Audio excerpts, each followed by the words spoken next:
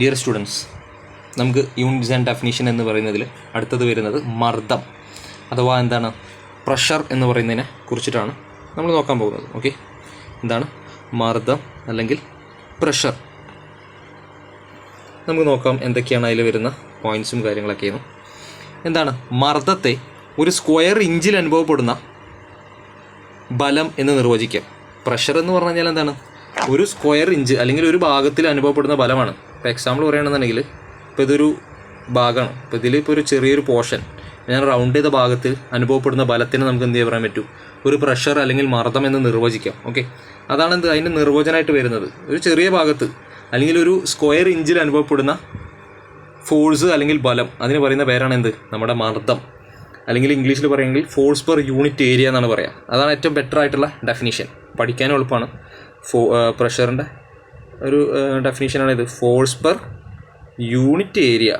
ഒരു യൂണിറ്റ് ഏരിയയിൽ, ഒരു നിശ്ചിത ഏരിയയിൽ അനുഭവപ്പെടുന്ന ബലത്തിന് പറയുന്ന പേരാണ് പ്രഷർ എന്ന് പറയുന്നത്. ഇപ്പോൾ നമ്മളെ ഒരാൾ പിടിച്ച് തള്ളുകയാണെന്നുണ്ടെങ്കിൽ അയാളുടെ ആ കൈയിൻ്റെ ഒരു ഭാഗം നമ്മുടെ ശരീരത്തിൽ വരുന്ന ആ ഒരു പോർഷൻ, അതിൽ എത്ര ബലം, ആ ഒരു ചെറിയൊരു പോർഷനിൽ എത്ര ബലമാണ് വരുന്നത്, അതിന് പറയുന്ന പേരാണ് എന്ത്? മർദ്ദം അല്ലെങ്കിൽ പ്രഷർ എന്ന് പറയുന്നത്. ഓക്കെ, ഇനി അതിൽ പറയുന്ന അടുത്ത പോയിന്റ് എന്താണ്? മർദ്ദം അളക്കുന്നത് പൗണ്ട്സ് പെർ സ്ക്വയർ ഇഞ്ചിലാണ്. ഓക്കെ, PSI എന്നാണ് നമ്മൾ പറയുക. ഓക്കെ, അതിന് ഷോർട്ടാക്കിയിട്ട് നമ്മൾ എന്താ പറയും? PSI. ഇവിടെ തന്നെ കൊടുത്തിട്ടുണ്ട്, പൗണ്ട്സ് പെർ സ്ക്വയർ ഇഞ്ച് എന്നാണ് പറയുക. Okay, PSI. അപ്പോൾ മർദ്ദം അളക്കുന്ന എന്തിലാണെന്ന് ചോദിച്ചു കഴിഞ്ഞാൽ പൗണ്ട്സ് പെർ സ്ക്വയർ ഇഞ്ചിലാണ്. PSI സ്വാഭാവികമായിട്ടും PSI എന്നാണ് വരിക. അപ്പോൾ നിങ്ങൾ എന്ത് ചെയ്യുക? PSIൻ്റെ ഫുൾ ഫോമൊക്കെ ഒന്ന് പഠിച്ചേക്കുക. PSI എന്ന് പറഞ്ഞാൽ എന്താണ്?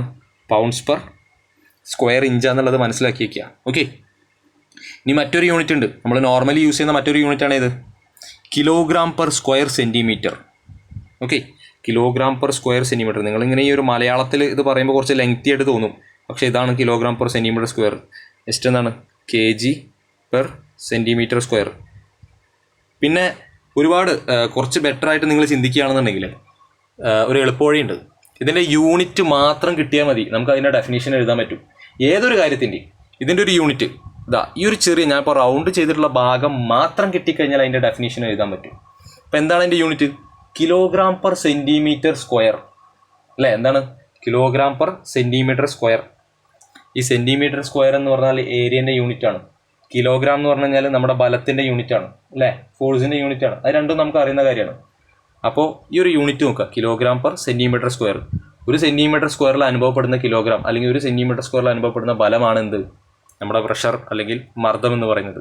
അപ്പോൾ ആ യൂണിറ്റിനെ കുറിച്ചിട്ട് ധാരണ ഉള്ള ആൾക്കാർക്ക് എന്ത് ചെയ്യാൻ പറ്റും? അതിൻ്റെ ഡെഫിനേഷനും സിമ്പിളായിട്ട് എഴുതാൻ പറ്റും. ഓക്കെ, എല്ലാം അങ്ങനെ റിലേറ്റ് ചെയ്ത് കിടക്കായിരിക്കും.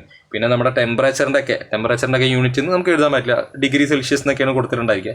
അതിനൊന്നും നമുക്ക് എന്ത് ചെയ്യാൻ പറ്റില്ല, കണ്ടെത്താൻ പറ്റില്ല. ഇതേപോലത്തെ യൂണിറ്റ്സ് ഉണ്ടായിരിക്കും, കിലോഗ്രാം പെർ സെൻറ്റിമീറ്റർ സ്ക്വയർ, അങ്ങനെ ഒരുപാട് യൂണിറ്റ്സ് ഉണ്ട്. അതിൽ നമുക്ക് എന്ത് ചെയ്യാൻ പറ്റും? ഡെഫിനേഷൻസും കണ്ടെത്താൻ സാധിക്കും. ഓക്കെ, ഇനി അടുത്ത് പറയുന്നത് എന്താണ്? മർദ്ദം അളക്കുന്ന യൂണിറ്റുകൾ താഴെ കൊടുക്കുന്നു. മർദ്ദം അളക്കുന്ന യൂണിറ്റ്, ഒരുപാട് യൂണിറ്റുകൾ എന്ത് ചെയ്യുന്നുണ്ട്? മർദ്ദം അളക്കാൻ നമ്മൾ ഉപയോഗിക്കുന്നുണ്ട്.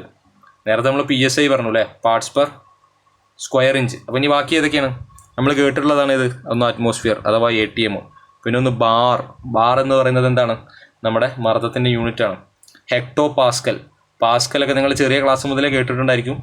പിന്നെ ഏതാണ്? Kilogram per square centimetre. നേരത്തെ നമ്മൾ പറഞ്ഞിട്ടുള്ള unit kilogram per centimetre square. Kilogram per square മീറ്ററിലും പറയാം.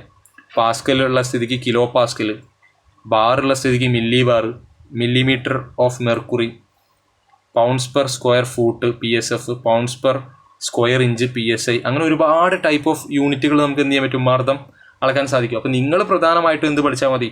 ഈ PSI, അതുപോലെ തന്നെ കിലോഗ്രാം പെർ സെൻറ്റിമീറ്റർ സ്ക്വയറും, അതിൻ്റെ കൂടെ ഈ ഒരു ATM അഥവാ അറ്റ്മോസ്ഫിയർ, പിന്നെ എന്ത് ചെയ്യണം? Bar, hecto Pascal.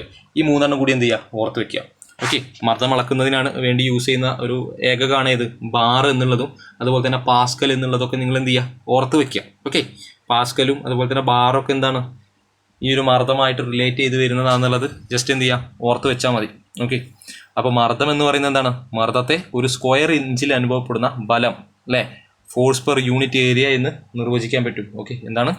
Force per unit area എന്ന് നമുക്ക് എന്ത് ചെയ്യാൻ പറ്റും? നമ്മുടെ മർദ്ദം അഥവാ പ്രഷറിനെ നമുക്ക് ഡിഫൈൻ ചെയ്യാൻ സാധിക്കും.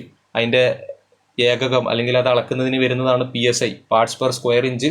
അതുപോലെ തന്നെ bar, hecto Pascal, kilogram per centimetre square എന്നൊക്കെ പറയുന്നത് എന്താണ്? അതിൻ്റെ യൂണിറ്റുകളാണ്. ഓക്കെ, ഇത്രയും കാര്യങ്ങളാണ് നമുക്ക് ഈ ഒരു മർദ്ദം അല്ലെങ്കിൽ പ്രഷർ എന്ന് പറയുന്ന ഭാഗത്ത് നിന്ന് പഠിക്കാനുള്ളത്. ഓക്കെ, പിന്നെ ഞാൻ പറഞ്ഞു ഈ ഒരു യൂണിറ്റ് ആൻഡ് ഡെഫിനിഷൻ എന്ന് പറയുന്നത് നിങ്ങൾ സ്വന്തമായിട്ട് പഠിച്ചെടുക്കേണ്ട കാര്യമാണ്. ഇതിൽ കാരണം ചിത്രങ്ങളോ കാര്യങ്ങളോ ഒന്നുമില്ല, പെട്ടെന്ന് മനസ്സിലാക്കാനുള്ള എളുപ്പവഴികളൊക്കെ കുറവാണ്.